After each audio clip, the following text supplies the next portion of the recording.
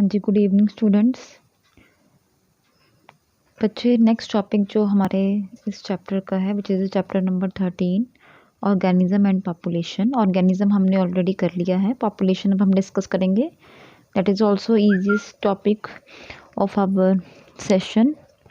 So firstly, what is a population? Population is a total number of individuals of a species in a specific geographical area. कि total number of species एक particular geographical area में जो मिलते हैं उन्हें हम क्या बोलते हैं? पॉपुलेशन बोलते हैं।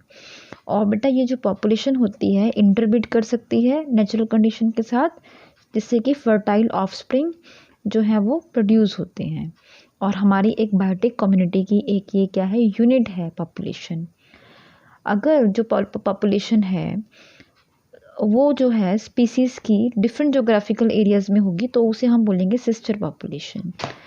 अब हम करेंगे इसके करेक्टरिस्टिक्स के बारे में। जो पॉपुलेशन है उसके करेक्टरिस्टिक्स कितने हैं, क्या क्या करेक्टरिस्टिक्स हैं, वन बाय वन हम डिस्कस करेंगे। सबसे पहले देखें population size and density, birth rate और नेटैलिटी रेट, डेथ रेट और mortality rate, dispersal, age distribution, population growth, biotic और reproductive potential, environmental resistance, carrying capacity, sex ratio, age ratio and the population fluctuation.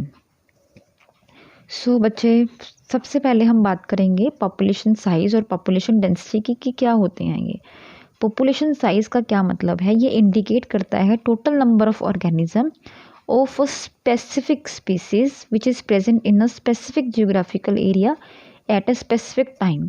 एक specific time पे किसी specific species के किसी specific geographic कितने area में, मान लो एक कोई पर्टिकुलर एरिया है, पर्टिकुलर टाइम में कोई पर्टिकुलर स्पीसीज उस एरिया में रहती है, उसे हम पॉपुलेशन का साइज़ बोलते हैं। कि मान लो कि सन 1991 से 2000 तक उस एरिया में कितनी स्पीसीज रही, तो वो उस एरिया का पॉपुलेशन साइज़ हो गया है। जस्ट एक एग्जाम्पल है ये। पॉपुलेशन डेंसिटी क्या है?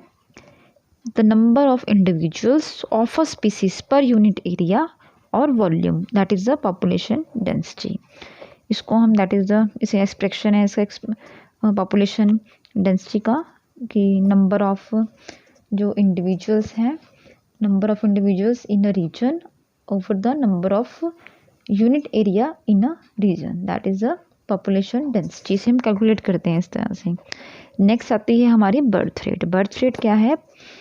नंबर ऑफ बर्थ पर 1000 individuals of a population per year. तो इसका मतलब क्या है? पॉपुलेशन साइज का इंक्रीज होना, उसे हम बोलते हैं बर्थ। मतलब कितने 1000 इंडिविजुअल्स में कोई पॉपुलेशन है, उसके 1000 इंडिविजुअल्स लेंगे हम पर ईयर, उसमें कितने जो है वो नए ऐड हुए हैं, उसे हम बोलते हैं बर्थ रेट और नेटैलिटी रेट। और उसके बाद आता है डेथ रेट और mortality rate, that is the opposite to birth rate. इसमें नंबर ऑफ डेथ को हम per 1000 individual of population per year से काउंट करेंगे। नेक्स्ट जो है that is a dispersal. Dispersal क्या है? Entry of certain individuals. बच्चे, डिस्पर्सल का मतलब क्या होता है? सबसे पहले अगर हम डिस्पर्सल की बात करें तो डिस्पर्सल में हम इस तरह से हम इसको देख सकते हैं कि जो पॉपुलेशन का साइज़ है और डेंसिटी है वो चेंज होती है टाइम टू टाइम। क्यों होती है? क्योंकि जो मूवमेंट होती रहती है इंडिविजुअल्स की वो होती रहती है लाइफ साइकिल में। मतलब एक जो पॉपुलेशन है उसके कुछ जो उस पॉपुलेशन में से कुछ लोग जो हैं वो मूव कर जाते हैं या फिर कई नए जो हैं वो ऐड हो जाते हैं, तो डिस्पर्शन होता रहता है। और डिस्पर्शन दो तरह से होता है, इमिग्रेशन और immigration. Entry of certain individuals of a same species की entry from an area to outside, वो आउटसाइड गए तो इमिग्रेशन हो गया। और डिप्रेचर हुआ सेम स्पीसीज का from an area to outside, तो उसे हम क्या बोलेंगे? इमिग्रेशन बोलेंगे। That is the dispersal. Next आता है एज डिस्ट्रीब्यूशन, और एज हम इसे कॉम्पोजिशन भी बोलते हैं। इसमें क्या होता है? अबंडेंस होती है organisms of various age groups के जो ऑर्गेनिज्म है पॉपुलेशन में, उसकी डिस्ट्रीब्यूशन होती है। ये डिपेंड करता है बर्थ रेट पे, डेथ रेट पे। तो ये होती है पोस्ट रिप्रोडक्टिव,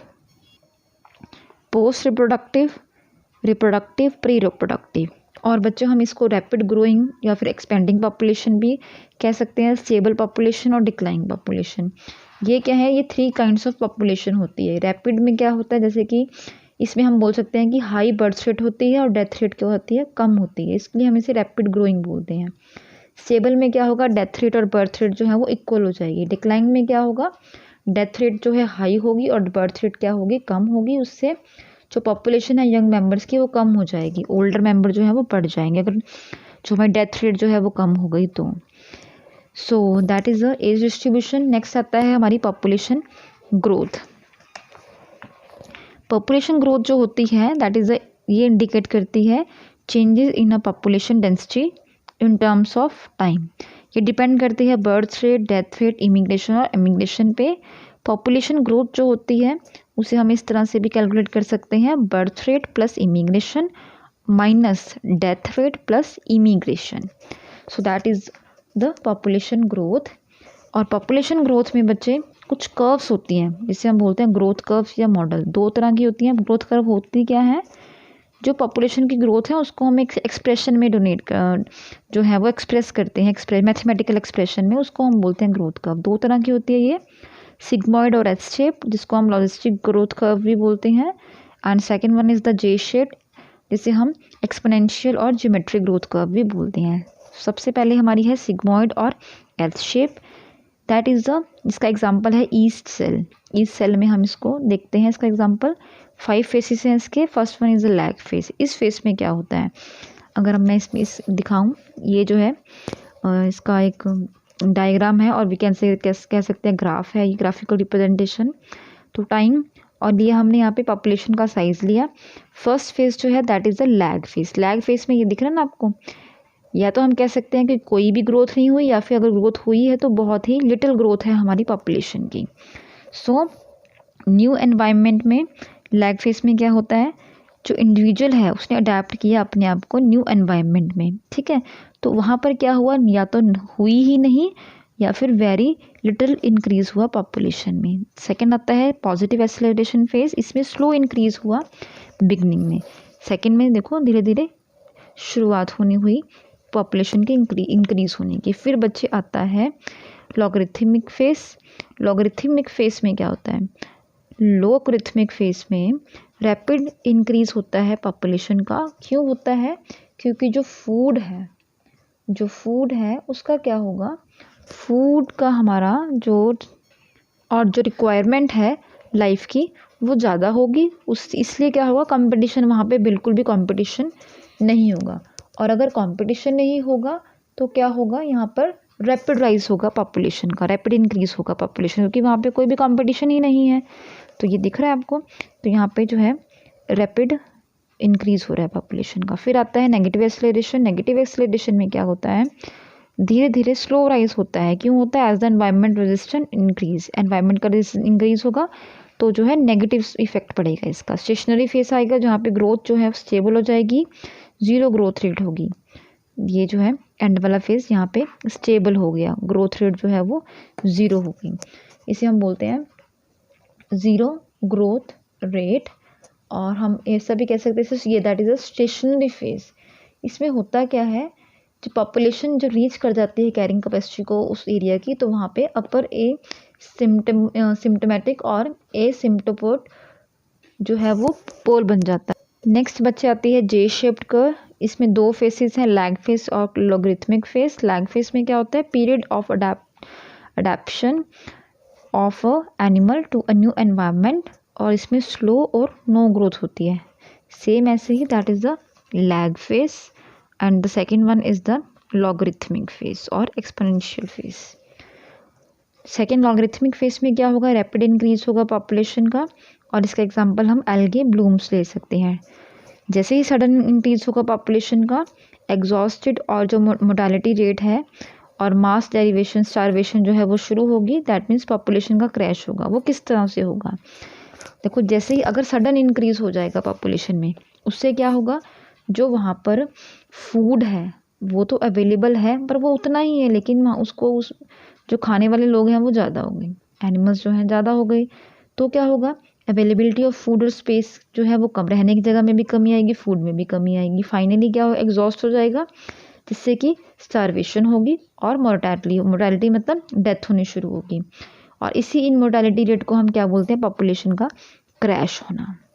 नेक्स्ट आता है बच्चे बायोटिक पोटेंशियल। बायोटिक पोटेंशियल में होता क्या है, बायोटिक पोटेंशियल बेसिकली उसको हम रिप्रोडक्टिव पोटेंशियल भी बोलते हैं। इनहेरेंट कैपेसिटी होती है पॉपुलेशन की to increase under optimal environment condition. अगर एनवायरनमेंट कंडीशन जो है वो फेवरेबल है तो क्या होगा, जो पॉपुलेशन है वो बढ़ेगी और उसकी कैपेसिटी जो है इनहेरेंट वो भी बढ़ेगी। इसको हम आर से डिनोट करते हैं। बेसिकली ये रिप्रोडक्शन से रिलेटेड है, नंबर ऑफ रिप्रोडक्शन जो होती है गिवन टाइम में वो बढ़ती है। फिर आता है एनवायरमेंटल रेजिस्टेंस, सम होता है ये इनहिबिटरी फैक्टर्स का। इसको हम किस तरह से देखेंगे, जो हमारा नेचर है उसमें बहुत से बायोटिक पोटेंशियल ऑर्गेनिज्म है, पॉपुलेशन है, और इसमें एबायोटिक फैक्टर्स भी हैं और बायोटिक फैक्टर्स भी हैं। बच्चे जो हमारी एनवायरमेंट रेजिस्टेंस है, इसमें जो पॉपुलेशन है इन इनहिबिटरी फैक्टर्स को जो है चेक करके वो रह जाती है पॉपुलेशन, उस पॉपुलेशन को ही हम काउंट करते हैं।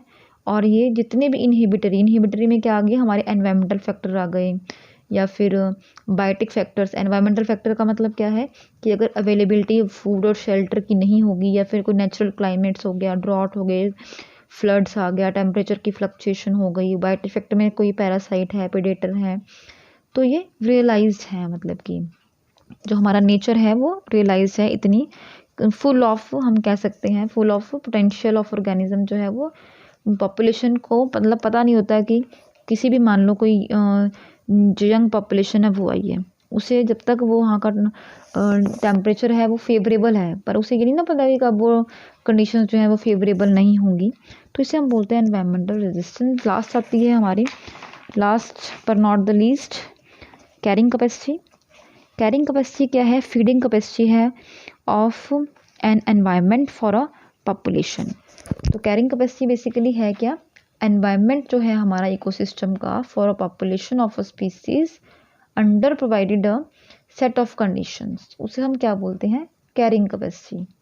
तो बच्चे कैरिंग कैपेसिटी में हम 3 मेजर सिस्टम देखते हैं, के से हम इसे रिप्रेजेंट करते हैं, प्रोडक्टिव सिस्टम, प्रोटेक्टिव सिस्टम और एसिमिलेटिव सिस्टम। प्रोडक्टिव का क्या मतलब है, which produce food and fibres, जैसे क्रॉपलैंड्स हो गए हमारे प्रोटेक्टिव में। Which buffer air and water cycles, जैसे हमारे ओशियंस हो गए। एसिमिलेटिव में जैसे वेटलैंड्स होते हैं हमारे, जिसमें कि जो वेस्ट प्रोड्यूस होता है हमारे ह्यूमन एक्टिविटीज़ का वो इकट्ठा होता है। तो जो प्रोडक्टिव सिस्टम है और प्रोटेक्टिव सिस्टम है ये क्या है, हमारी लाइफ सपोर्टिंग कैपेसिटी वाले सिस्टम है। और जो एसिमिलेटिव है ये क्या है, वेस्ट एसिमिलेटिव कैपेसिटी है, होती है इसके अंदर। लास्ट बच्चे हमारा क्या है, last and same not the least, sex ratio. Sex ratio is also a characteristics of our population. Same बच्चे, number of female in a population per 1000 mail, उसे हम बोलते हैं सेक्स रेशो। एज रेशो क्या होती है, एज रेशो में हम देखते हैं, एज रेशो जो होती है वो रिप्रोडक्टिव रेट पर डिपेंड करती है। 3 ग्रुप्स हैं इसके, प्री रिप्रोडक्टिव, रिप्रोडक्टिव और पोस्ट रिप्रोडक्टिव। जो प्री रिप्रोडक्टिव है ये 18 साल से जो इंडिविजुअल है वो, इसमें से कम की जो एज के इंडिविजुअल्स है वो इंक्लूडेड है रिप्रोडक्टिव में। जो 20 से 40 साल की, मतलब जो जिनकी जो एज है वो कैपेबल है, वो रिप्रोडक्टिव एज है जिनकी। पोस्ट रिप्रोडक्टिव जो कि जिनकी एज जो है वो 40 से अबव है, मतलब जिनमें रिप्रोडक्शन में कमी आ सकती है, जिनको हम पोस्ट रिप्रोडक्टिव ग्रुप बोलते हैं हमारा। लास्ट बच्चा है हमारा पॉपुलेशन फ्लक्चुएशन। इसमें हम पॉपुलेशन फ्लक्चुएशन और पॉपुलेशन साइकिल देखते हैं। 2 टाइप्स होती हैं ये वेरिएशंस की। हमारी पॉपुलेशन का जो साइज़ होता है वो 2 टाइप से होता है वो चेंज। सबसे पहला आता है पॉपुलेशन में fluctuation, that is a sudden increase in the population in a short time. थोड़े टाइम में पॉपुलेशन का बढ़ना, और जिससे क्या होता है इक्वली ही क्विक डिक्रीज होता है पॉपुलेशन साइज़ का। फिर आता है पॉपुलेशन साइकिल। पॉपुलेशन साइकिल क्या है, रेगुलर चेंज होता रहता है पॉपुलेशन का साइज़, कभी कम कभी ज़्यादा, तो उसे हम क्या बोलते हैं, पॉपुलेशन साइकिल। तो ये जो दो फैक्टर हैं ये भी हमारी पॉपुलेशन पे इफ़ेक्ट डालते हैं। तो ये बच्चे आपके जो हैं 12 करेक्टरिस्टिक्स हैं आपकी बुक में पॉपुलेशन के। तो इससे ये आपका चैप्टर जो है वो ख़त्म होता है। टुमारो हम डिस्कस करेंगे नेक्स्ट चैप्टर जो हमारा है biotechnology. So that is all about today. किसी को कोई प्रॉब्लम आती है तो वो डिस्कस कर सकता है।